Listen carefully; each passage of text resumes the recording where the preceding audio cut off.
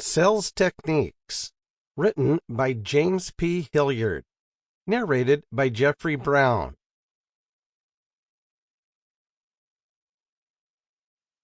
Conquering Success. How to increase profits. Before understanding how to increase profits, we need to dwell on the various terms and have a clear idea of the terminology in this area. Revenues, profits seem the same thing, but it's not like that at all. Who does not know specifically the meaning of these words could make a mistake in using them inappropriately. Let's clarify immediately these aspects. Revenue is everything that enters the coffers of the company, regardless of expenses. So a company could be at a loss even with revenue from millionaires. The revenue is instead the total revenue of the company. It is clear that a company started for tens of years will have obtained more money than one just started, but could still have a lower monthly profit. The two concepts are not equivalent. While the revenue is a figure that does not depend on time, the profit is defined in a precise period, usually monthly or yearly.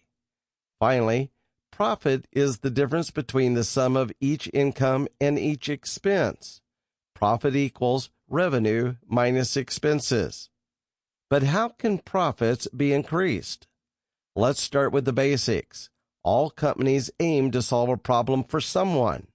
Very often, this aspect is not even clear to the entrepreneur who has never clearly defined what kind of problem he is solving and who his ideal client is. We are therefore often focused on the idea of recovering as many customers as possible, but losing the focus on our target, a type of customer that already needs us and is looking for us, which would be enough to make a proposal to conclude the sale. Consequently, the first thing to do to use a successful marketing strategy is to know who you are targeting.